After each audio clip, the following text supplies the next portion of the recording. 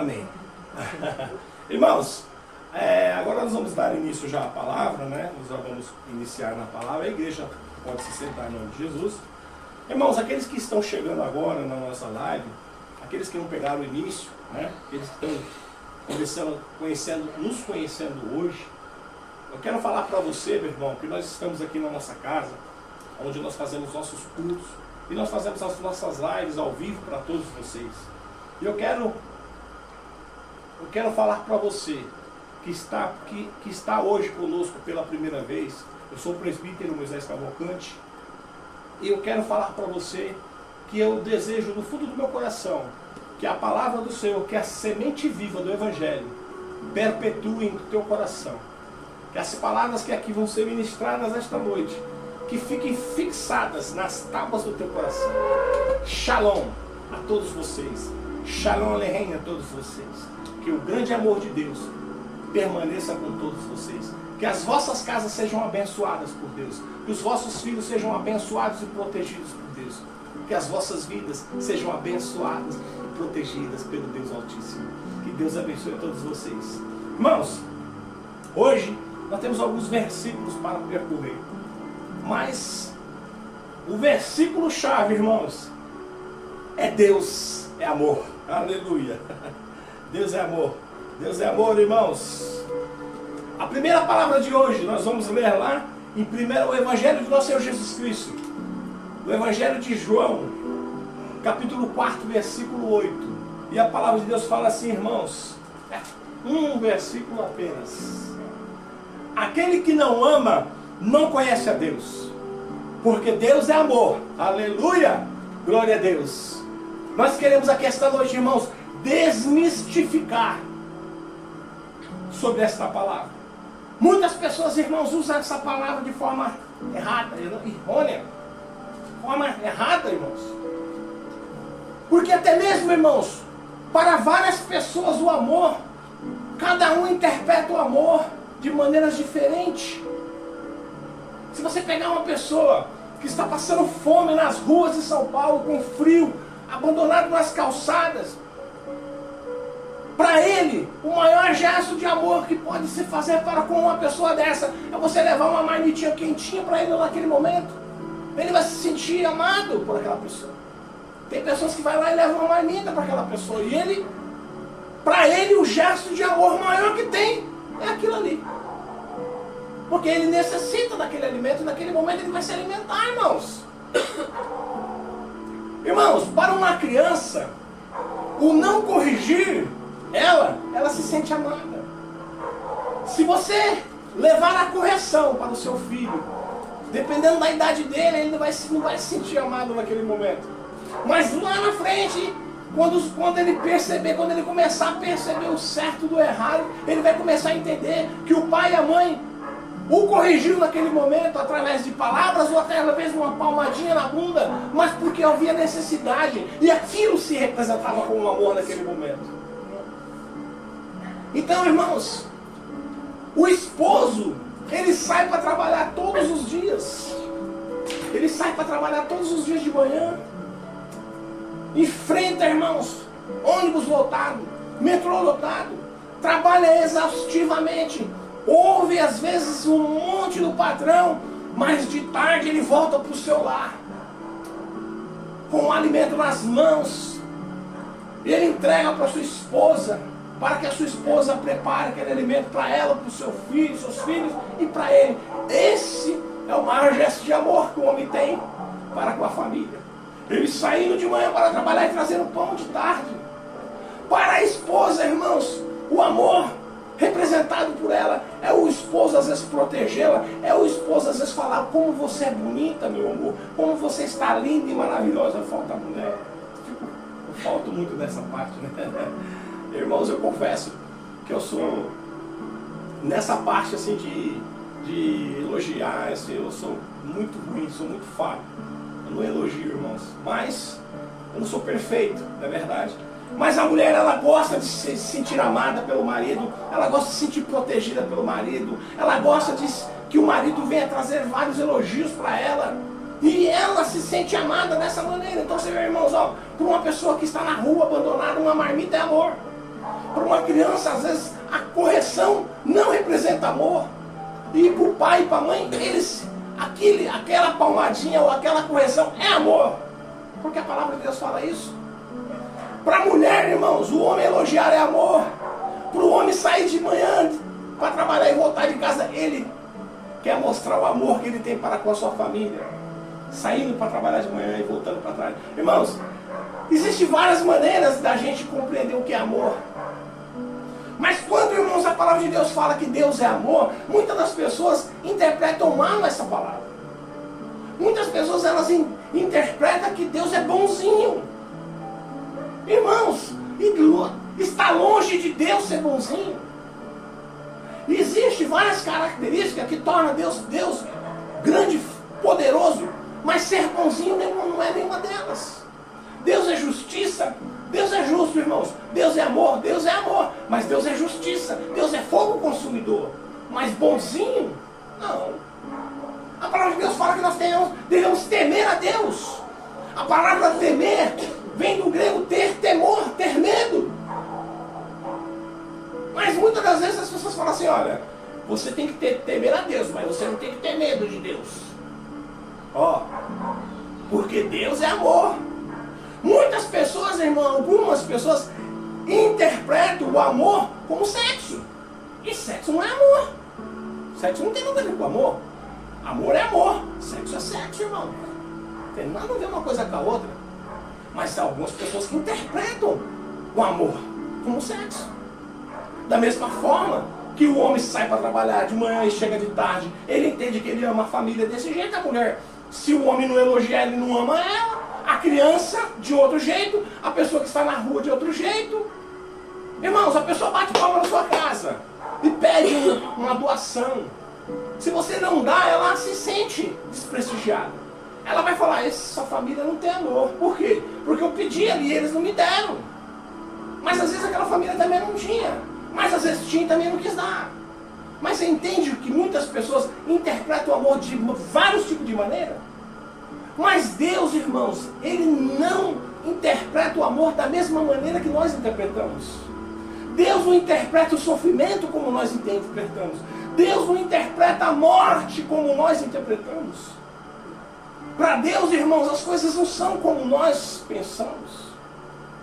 Muitas das vezes, quantas e quantas vezes eu fui indagado por pessoas que sabem que eu sou cristão. Fala aí, cadê teu Deus? Quando aquela criancinha foi estuprada, quando aquela criancinha foi morta, quando aquela criança foi atropelada, onde estava teu Deus?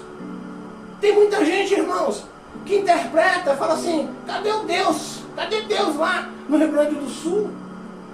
Rio Grande do Sul? Inundou todo mundo lá, irmãos, cadê Deus? Irmãos, nós não podemos interpretar as coisas dessa forma, irmão. Existe uma ordem natural das coisas.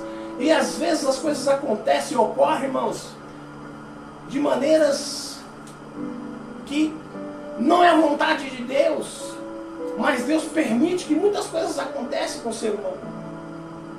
Mas aqui nós estamos aqui. Eu quero trazer alguns textos da Bíblia para mostrar para você que o amor de Deus não é conforme nós interpretamos. Muitas das vezes, irmãos, eu já vi pastores falar do amor de Deus de maneira muito equivocada. Porque o amor de Deus, irmãos, para com a humanidade é uma. Mas o amor de Deus para com o que as pessoas interpretam é outra. Irmãos, eu quero aqui trazer uma pequena palavra lá no livro de Isaías, no capítulo de número 37, no versículo 36 ao 38, quando Jerusalém estava sitiada pelos assírios, quando aquela nação dos assírios eles tinham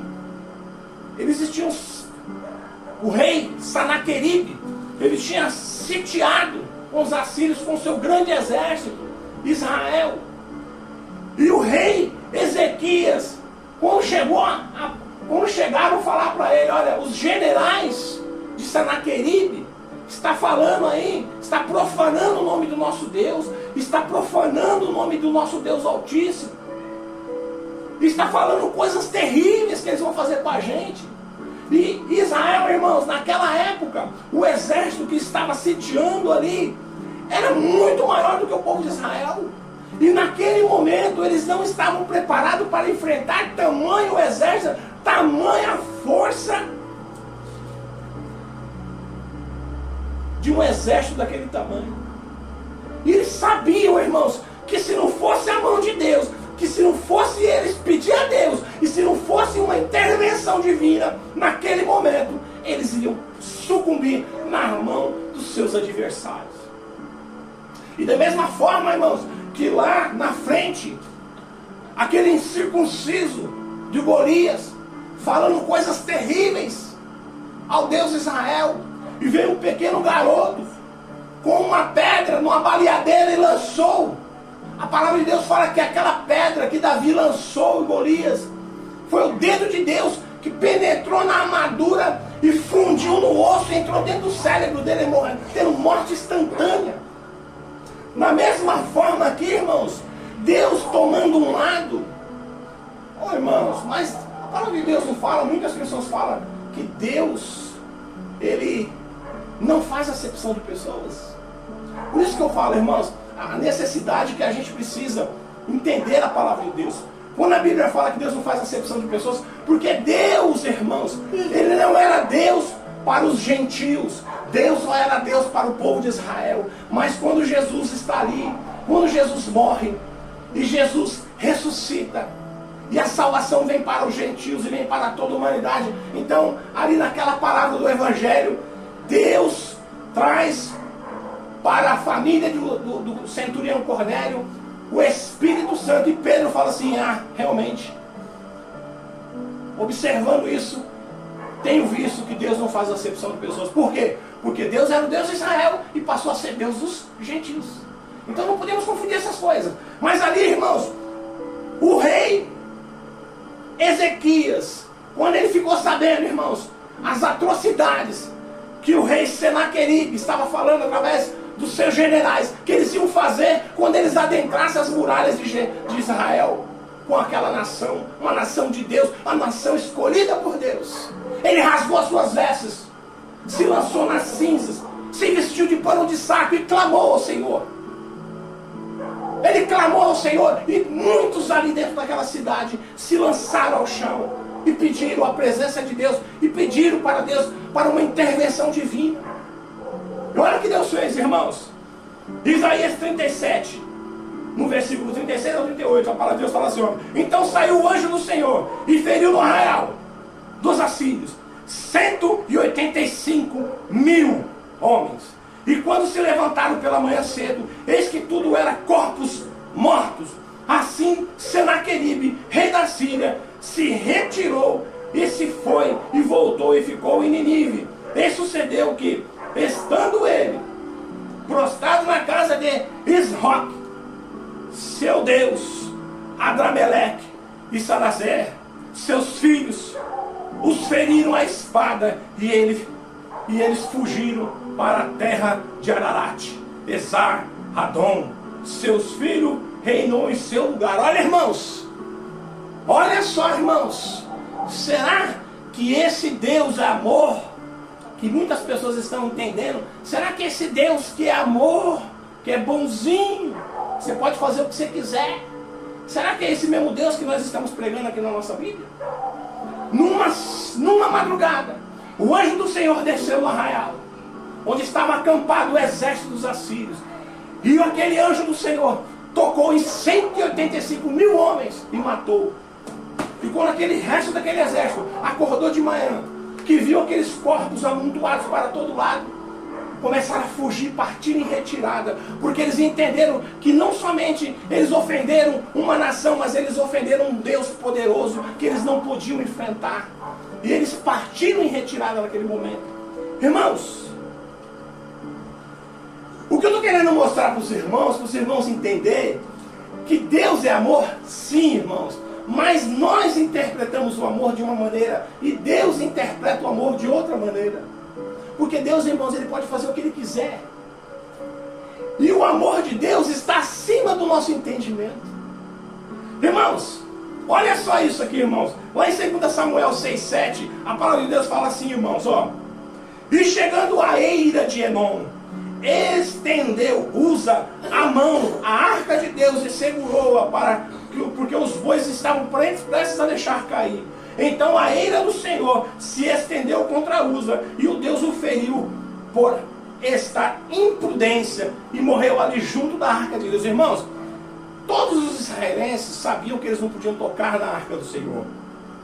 Mas quando Davi estava trazendo a arca do Senhor em cima de uma junta de bois, numa carroça, num certo momento a carroça mexeu e a arca do Senhor ia cair. E Uza tocou a arca para ela não cair. Irmão, será que Deus Todo-Poderoso, conhecedor dos céus e da terra, o grande arquiteto do universo, não sabia que aquele homem, Uza, estava tocando na arca naquele momento, irmão, simplesmente para não deixar ela cair? Mas mesmo assim, a palavra de Deus fala que ele o tocou de morte. Ele o tocou e ele foi consumido e ele morreu. Então, irmãos, nós precisamos entender que Deus é amor, mas Deus não é bonzinho, como muitas pessoas falam. Porque Deus é justiça, e quando Ele fala algo para você, não faça, não faça. Porque se você fizer, a ira do Senhor virá contra você. Não faça, irmãos. Não faça, irmãos. Porque não entenda que Deus é bonzinho e que você pode fazer o que você quiser. Que Ele jamais vai se levantar sua ira contra você. Irmãos, Deus, Ele é justiça. Deus, Ele é fogo consumidor. A palavra de Deus fala assim, ó, que o tempo passa, as folhas caem, mas todas as palavras que saem da boca do Senhor não voltam sem se cumprir. Deus, o grande construtor do universo, da terra, de tudo que foi feito por Ele. Irmãos, Ele, o grande construtor, Ele faz o que lhe apraz. Ele faz tudo que está dentro da sua vontade plena. Então nós temos que entender, irmãos, existia um certo tempo na minha vida, quando eu era menino, que minha mãe me carregava nas mãos, puxando para a igreja. Eu falava assim, eu não quero ser crente, porque ser crente, quando você é crente, você se abstém de tudo na vida, você não pode jogar bola, porque é isso que o diabo põe na mente da gente, irmãos. Eu pensava assim, puxa, se eu for crente, eu não posso jogar bola, eu não posso fazer nada. Entendeu? Eu vou fazer o seguinte, minha mãe é crente. E Deus gosta da minha mãe, porque isso aí eu já vi que Deus gosta da minha mãe. Porque minha mãe está lá na igreja todo dia. Então Deus gosta da minha mãe, não gosta? Então eu pensava assim, ó. Quando faltar meia hora para mim morrer, que eu estiver velhinho, eu vou clamar e Deus vai vir, vai me perdoar e eu vou para o céu. Vou ter uma vida devassa na terra. Vou ter uma vida devassa na terra. Vou fazer tudo que eu queria. Vou fazer tudo que eu sonhei. Vou aprontar e farrar e... a vida de labamba, né, irmãos? Ó, fazer o que eu quiser.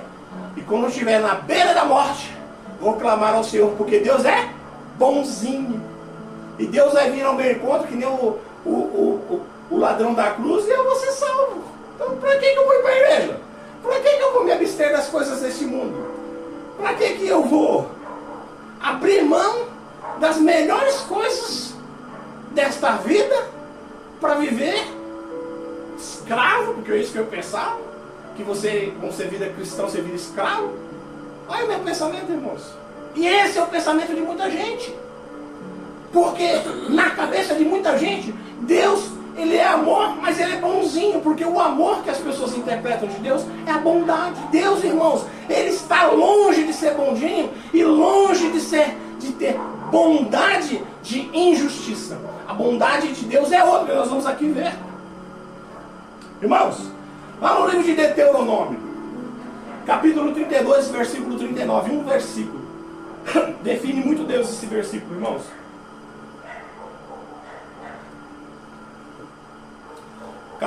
O livro de Deuteronômio, lá no Pentateuco. Deuteronômio 32, capítulo 32, versículo 39, fala assim, ó. Vede agora que eu sou, e mais nenhum Deus comigo. Eu mato, eu faço viver, eu firo, eu saro, e ninguém há que escape da minha mão. E aí, irmãos? Deus é bonzinho? E aí, irmãos, Deus é bonzinho? Vou ler de novo, ó. Vede agora que eu sou, e mais nenhum Deus comigo. Eu mato, eu faço viver, eu firo, eu saro, e ninguém há que escape da minha mão. Irmãos, não brinque com Deus. Não fique achando que Deus, Ele não vê o que você está fazendo. Não interprete que Deus está alheio ao que você está fazendo. Não pense que os olhos do Senhor não estão sobre as suas atitudes, sobre a sua vida. Porque, irmãos, a palavra de Deus fala que tudo que nós fazemos, até uma palavra ociosa que sai da nossa boca, nós iremos prestar conta a Deus um dia. Você crendo que Deus existe, você crendo que Jesus é Filho de Deus, que morreu e ressuscitou, você crendo nele ou não, a palavra de Deus fala que o seu joelho se dobrará diante dele, que você confessará que ele é Deus, e você será julgado por ele. E a palavra de Deus fala que a sua sentença será justa. E na sua mente você vai entender que a justiça de Deus foi ali concebida. E a justiça de Deus foi feita, seja ela para você, para o fogo eterno, ou seja ela para você, para a salvação eterna.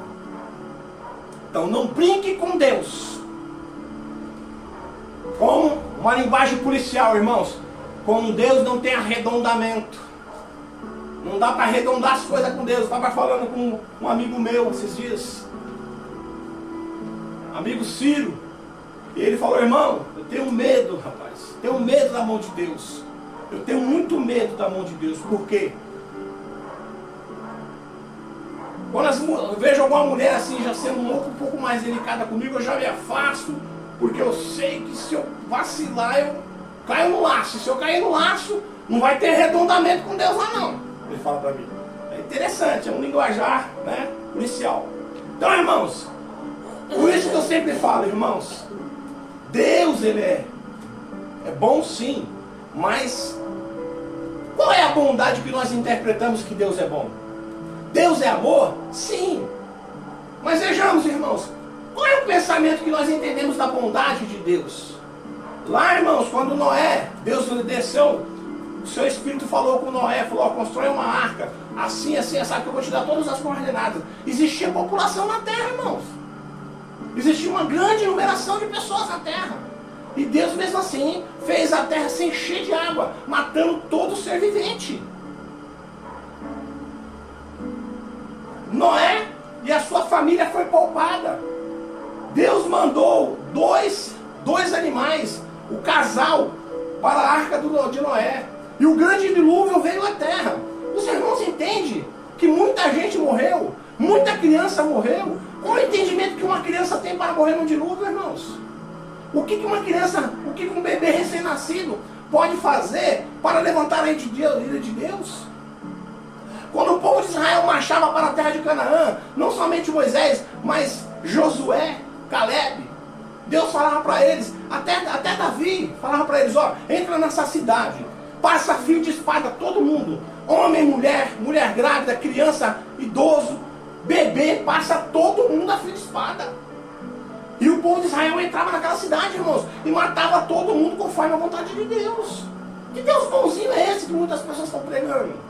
Que Deus bonzinho é esse que eu queria conhecer? Se você ler a Bíblia, irmão, você vai entender que não existe Deus bonzinho, existe Deus justo. E mesmo que Deus, irmãos, destruísse a humanidade com o seu poder, não tivesse despertado Noé, não tivesse trazido Noé para dentro da arca com dois animais, e tivesse falado assim, olha, não gostei da humanidade que eu criei, que eu fiz, vou destruir toda a humanidade. Puf, ele ainda mesmo assim continuaria sendo justo. Porque, irmão, o ser humano não presta. Ninguém, embaixo do céu, nenhum ser humano é bom. Isso já está na palavra de Deus. Não há quem busque a Deus, não há quem pregue, não há quem tenha amor. Todos estamos destituídos da glória de Deus. A partir de Adão, irmão, nós recebemos todo o pecado que vem de Adão. Se Deus pegasse a humanidade hoje, consumisse de fogo, matasse todo mundo, ou pegasse toda a humanidade e mandasse para o inferno, mesmo assim Deus continuaria sendo um Deus bom e um Deus justo. Porque nós somos criatura dele. Nós somos criaturas de Deus. Ele faz o que Ele quer, irmãos, porque Ele é o Criador. Muita gente fala, Deus é injusto. É injusto para você. Para mim, Deus é justo e Deus vai sempre continuar sendo justo. Irmãos, lá no livro de Jó, quando Jó estava lá na terra, que o diabo veio de passear a terra, foi lá falar com Deus. Aí Deus olhou para falou, de onde ele está vindo o diabo? Ele falou, eu fui passear, vim de passear e andar sobre a terra. Viste lá meu servo Jó? Um homem justo, reto, que se desvia do mal. Deus deu bom testemunho daquele homem. Deus deu bom testemunho daquele homem. Viste lá meu servo Jó? Um homem justo, reto, que se desvia do mal. E o diabo falou para Deus assim, mas também tu dá tudo para ele. E Deus permitiu coisas horríveis acontecerem na vida daquele homem, irmãos. Irmãos, como que vocês entendem a passagem de Jó? Foi justo o que aconteceu com Jó, irmãos? Mas Deus continuou sendo justo, mesmo ele fazendo tudo aquilo. Ele permitindo que o diabo tocasse, matasse os filhos de Jó, acabasse com a riqueza de Jó, lançasse Jó numa enfermidade terrível, lepra consumir a sua carne, que ele não conseguia vestir roupa, que ele pegava as cinzas das madeiras e se enfiava no seu corpo. A própria mulher falou, amaldiçoa teu Deus e morre, homem. Isso torna nosso Deus injusto? Isso torna nosso Deus bonzinho, como muita gente acha? Irmãos, lá no livro de Jó, capítulo 5, versículo 17, fala assim, eis que o bem-aventurado é o homem a quem Deus castiga. Não despreze, pois, o castigo do Todo-Poderoso. Aleluia! Glória a Deus! Glorifica esse Deus maravilhoso, irmãos. Porque o nosso Deus, Ele é justo. O nosso Deus, Ele é justo, Ele é poder, Ele é fogo consumidor. Aleluia! Glória a Deus! Lá em 2 Coríntios, capítulo 12, versículo 10, fala assim, a palavra maravilhosa essa aqui, irmãos. Pelo que sinto prazer nas fraquezas, nas injúrias, nas necessidades, nas perseguições, nas angústias, por amor de Jesus Cristo. Porque quando estou fraco, então é porque eu estou forte. Deus sente prazer, irmãos, no nosso sofrimento. Nós não entendemos o sofrimento da forma correta. Nós não conseguimos, com a nossa mente humana, entender o sofrimento, irmãos. Eu só sei de uma coisa, que quando está tudo bem, que quando está tudo bom, você não desce em oração, mas quando as coisas começam a ficar ruins, você vai para os pés do Senhor, como o rei Ezequias fez. Como o rei Ezequias fez, que clamou ao Senhor, porque sabia que ia morrer, irmãos. Ele sabia que ele ia morrer, porque o profeta foi lá, e ele clamou ao Senhor. Mas a grande misericórdia de Deus é muito grande, e veio e alcançou. Irmãos, eu quero falar para você esta noite, que entende o que eu estou falando esta noite para você. Não brinque com o Senhor. A palavra de Deus fala assim, irmãos,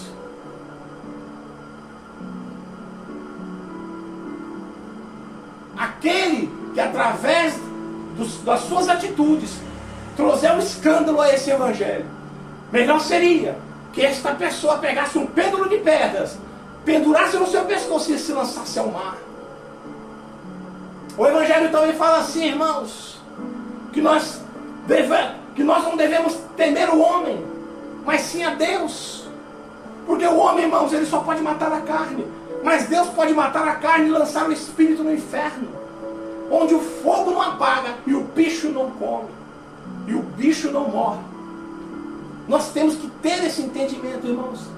Antigamente, eu lembro que os pregadores pregavam muito na igreja, irmãos. Muito inferno. Hoje você não vê ninguém pregar inferno. Eu vou trazer uma palavra aqui de inferno. De como que é o inferno, e como que o inferno, como que vai ser a ardência no inferno. Muita gente está achando que no final dos tempos Deus vai julgar o ser humano e vai mandar uma parte dessas pessoas para a glória, para a vida eterna, e a outra parte vai destruir. Mas não, irmãos, a Bíblia fala que não vai ser destruído. Essas pessoas vão ser lançadas no lago de fogo e de enxofre.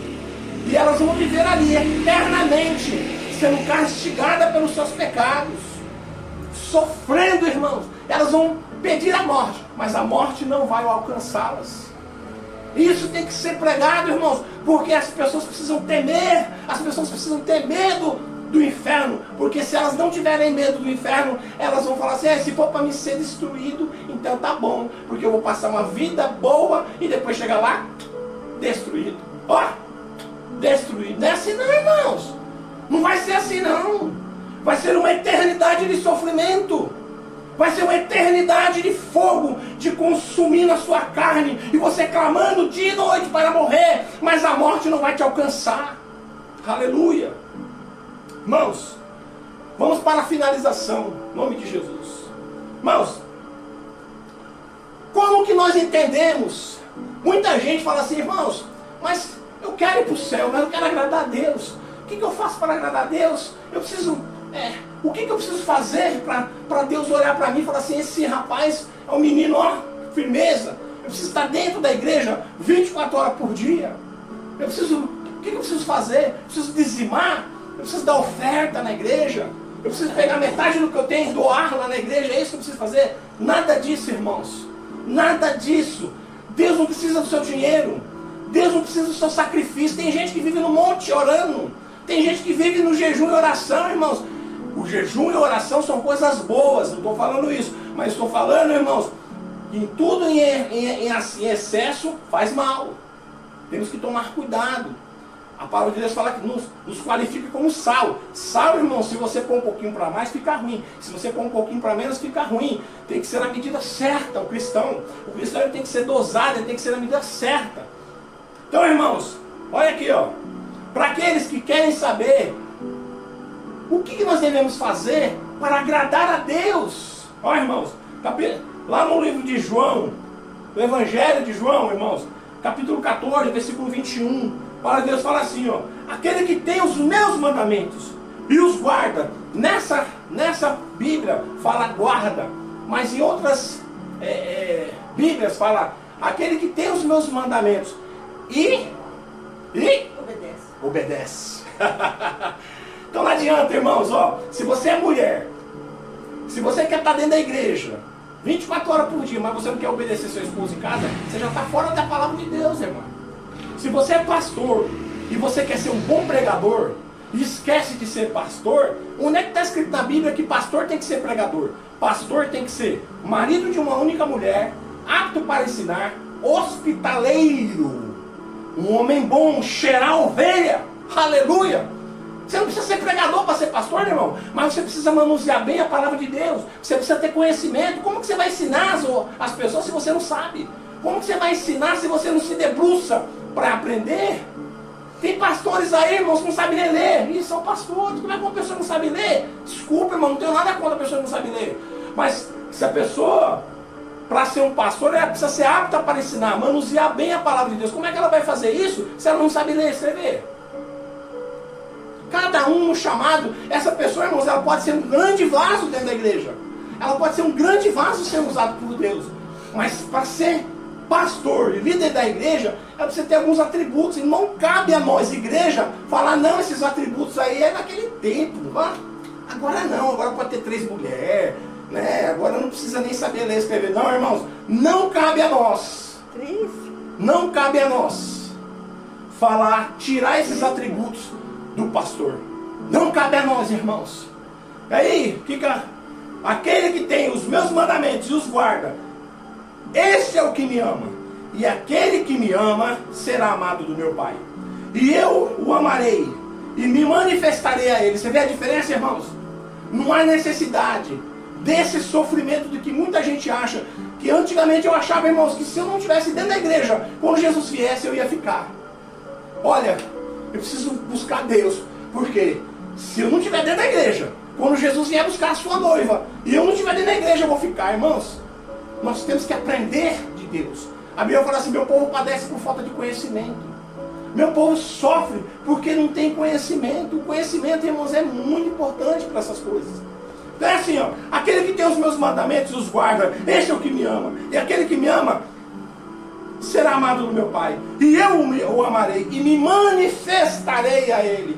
Muitas vezes você está dentro da igreja e Jesus não se manifesta a você, porque você ignora os mandamentos do Senhor, você ignora a palavra do Senhor, e você criou uma Bíblia somente sua. Você criou uma Bíblia somente sua. Você faz o que lhe apraz, você faz o que tiver na sua vontade. Aquilo que você não é agradável para você, você tira. Aquilo que é agradável, você pega. Não é verdade? Não pode ser assim. Irmãos, lá no livro de João, capítulo 13, versículo 33, fala assim, ó: nisso todos conhecerão que sois os meus discípulos, se vocês amardes uns aos outros. O amor, eles tem que estar presente no nosso meio. Porque nós, irmãos, interpretamos o amor de várias maneiras. Como eu falei aqui para vocês na hora que a gente começou. O ser humano não é que nem Deus. Nós entendemos o amor de várias maneiras. O homem casado, ele entende o amor de uma maneira, a mulher casada de outra, a criança de outro, a pessoa que está na calçada interpreta de outro, a outra que bate na sua porta interpreta de outro. Então, a Bíblia fala assim: nisso todos conhecerão que sois os meus discípulos, se vocês amardes uns aos outros. E se você ama, irmãos, uns aos outros, você se desprende das coisas materiais, você ajuda. Não estou falando para você pegar seu dinheiro e dar lá na igreja, estou falando para você ajudar o próximo, aquela pessoa necessitada que você sabe realmente que tem uma necessidade. Fala a verdade. Os nossos irmãos que estão lá no Rio Grande do Sul, que neste momento, irmãos, estão necessitando da nossa ajuda. Nós temos que nos desprender, irmãos, e ajudar. Não importa como, aquele que pode ir lá, vá, aquele que não pode ajude com alguma coisa, aquele que não pode ore, mas não critique, meu irmão, em nome de Jesus. Porque nisto saberão que sois os meus discípulos, se vós amardes uns aos outros. O amor de Deus, o amor de Cristo tem que estar presente no meio do povo de Deus.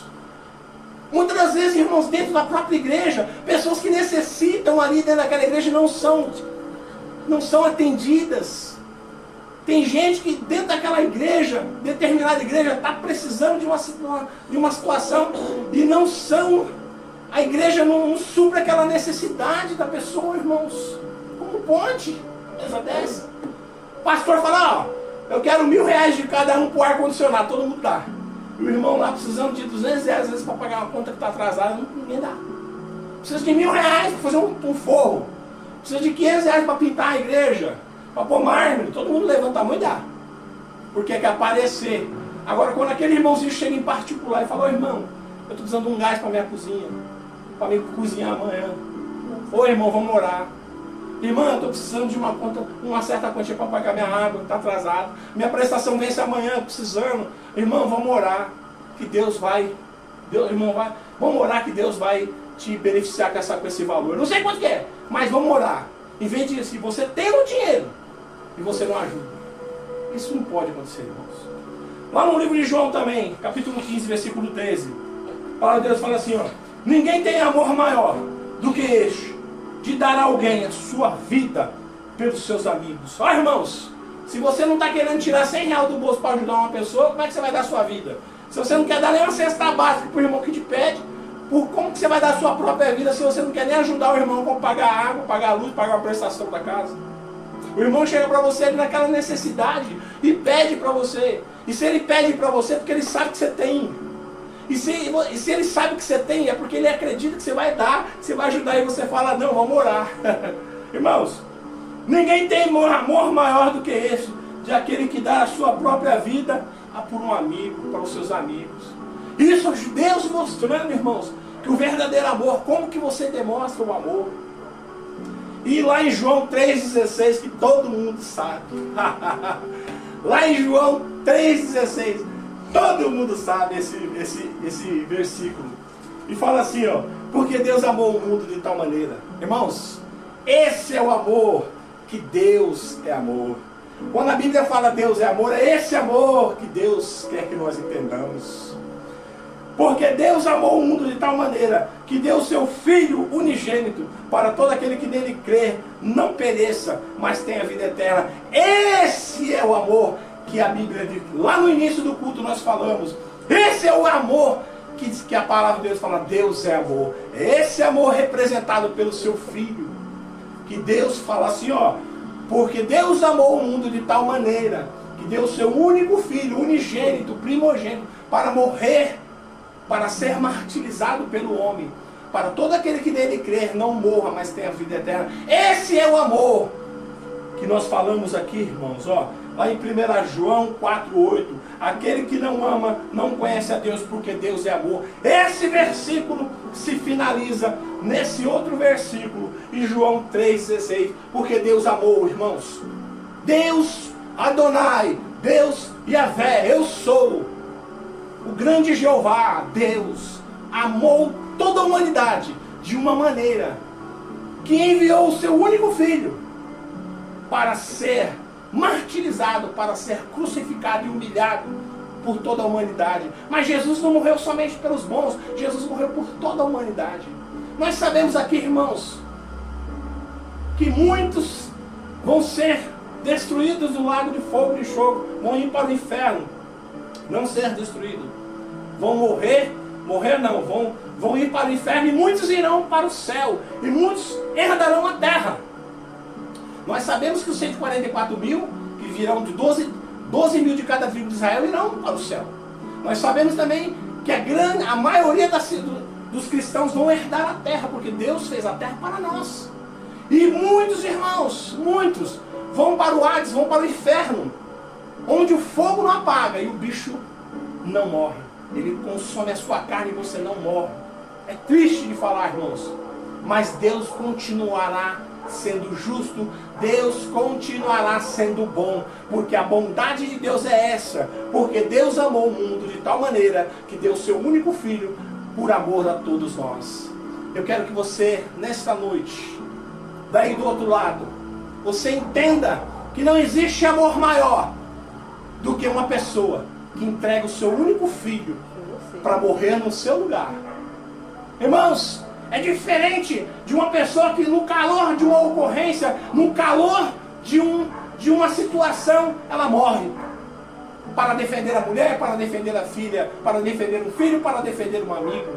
Não estou falando desse amor, dessa morte, mas de uma morte que Jesus sabia o que ele ia passar.